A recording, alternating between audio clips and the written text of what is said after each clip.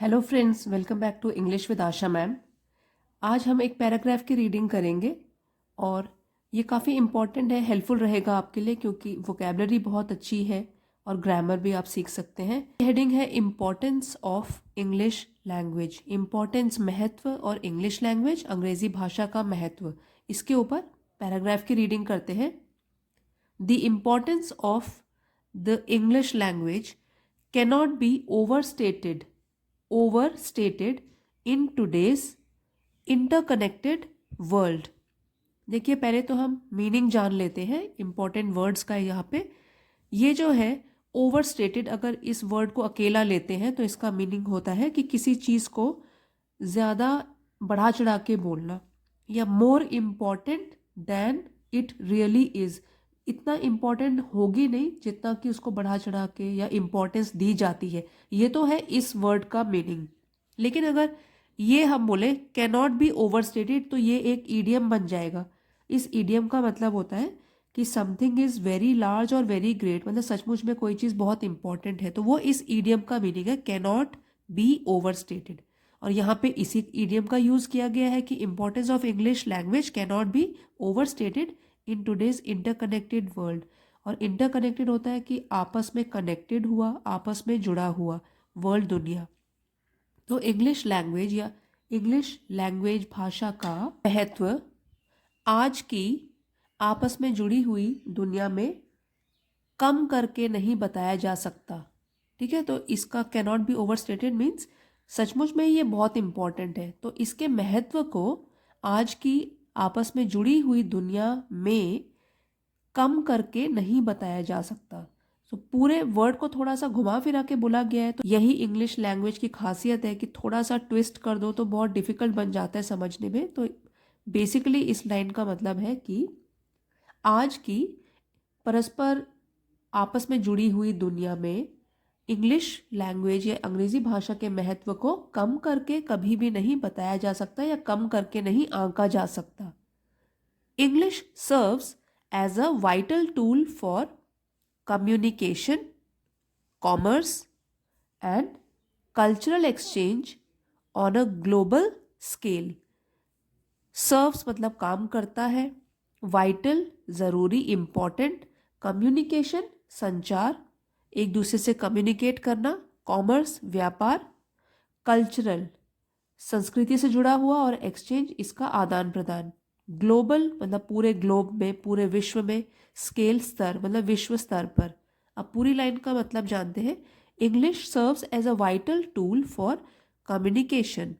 तो English language जो है, ये अंग्रेजी भाषा, ये काम करता है एक ज़रूरी टूल के बराबर, ज़रूरी टूल की तरह। किस किस चीज़ में?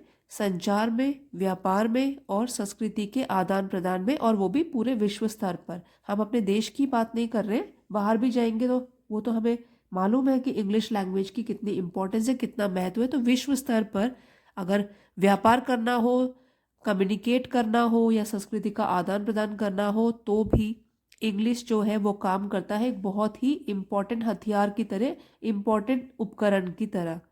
Proficiency in English opens doors to educational opportunities, career advancement and international collaboration।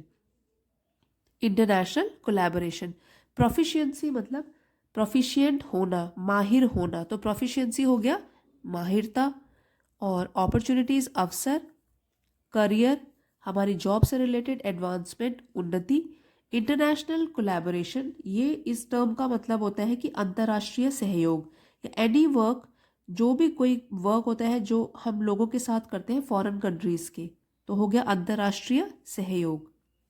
Proficiency in English, तो अगर हम इंग्लिश में माहिर हैं तो उससे दरवाजे खुल जाएंगे किस किस चीज़ के? एजुकेशनल शिक्षा से रिलेटेड अवसरों के, हमारे जॉब से रिलेटेड उन्नति के, और आपसी सहयोग, अंतर्राष्ट्रीय सहयोग के दरवाजे खुद ब खुद खुल जाएंगे अगर प्रोफिशिएंसी है, अगर हम माहिर हैं इंग्लिश में। It enables individuals to connect with people from diverse backgrounds and participate fully in the global community. अब इट प्रोनाउन यूज किया गया है इंग्लिश के लिए, इंग्लिश लैंग्वेज के लिए, कि यह इनेबल्स मीन्स सक्षम बनाता है, और कनेक्ट जोड़ने में, डाइवर्स मीन्स अलग अलग, और बैकग्राउंड हो गया पृष्ठभूमि, मतलब अलग अलग बैकग्राउंड से जो लोग होते हैं, तो इंग्लिश उसको उन लोगों को जोड़ता है। इस मीनिंग अभी समझते हैं। पार्टिसिपेट भाग लेना, ग्लोबल अगेन यही वाला वर्ड है कि विश्व स्तर पर, कम्युनिटी समुदाय। तो इस लाइन का मतलब हुआ it enables individuals to connect with people from diverse backgrounds. ये इंग्लिश लैंग्वेज जो है ये सक्षम बनाता है लोगों को, व्यक्तियों को, कि अलग अलग पृष्ठभूमि के लोगों से जोड़ने में, and participate fully in the global community, participate और भाग लेने में विश्व स्तर के समुदाय, तो वैश्विक भी बोल सकते हैं कि विश्व के समुदाय में पूरी तरीके से भाग लेने में भी सक्षम बनाता है। तो अगर इंग्लिश आती है तो हम इंटरनेशनली लोगों के साथ जुड़ सकते हैं। More over English is the primary language of the internet and international media. More over इसके अलावा, प्राइमरी मतलब प्राथमिक, पहली, और इंटरनेट इंटरनेशनल पता है आपको, विश्व स्तर पर, media.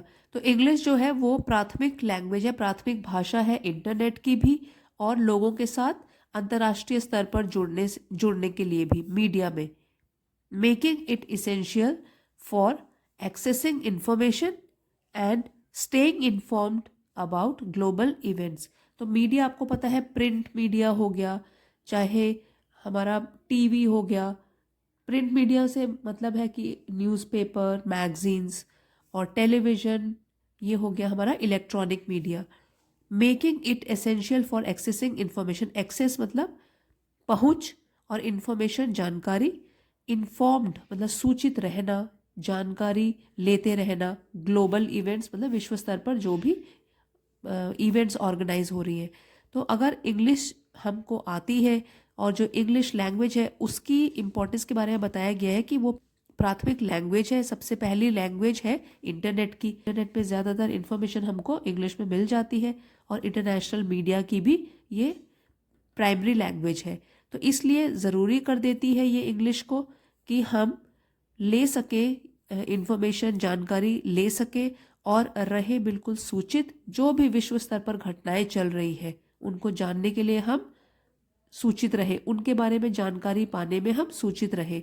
Overall, mastering the English language is crucial for success in both personal and professional endeavors. So overall means कुल मिलाकर, mastering माहिरता हासिल करना, crucial is important ज़रूरी, महत्वपूर्ण, सक्सेस सफलता। पर्सनल होता है व्यक्तिगत, निजी स्तर पर, हमारे खुद के लिए। प्रोफेशनल हो गया जहाँ पे हम नौकरी कर रहे हैं, व्यवसायिक स्तर पर। और एंडेवर्स, इस वर्ड का मीनिंग है प्रयास, कोशिश करना। इंक्रीजिंगली, जो तेजी से, इंटरकनेक्टेड मतलब आपस में जुड़ रहा है या जुड़ रही है दुनिया।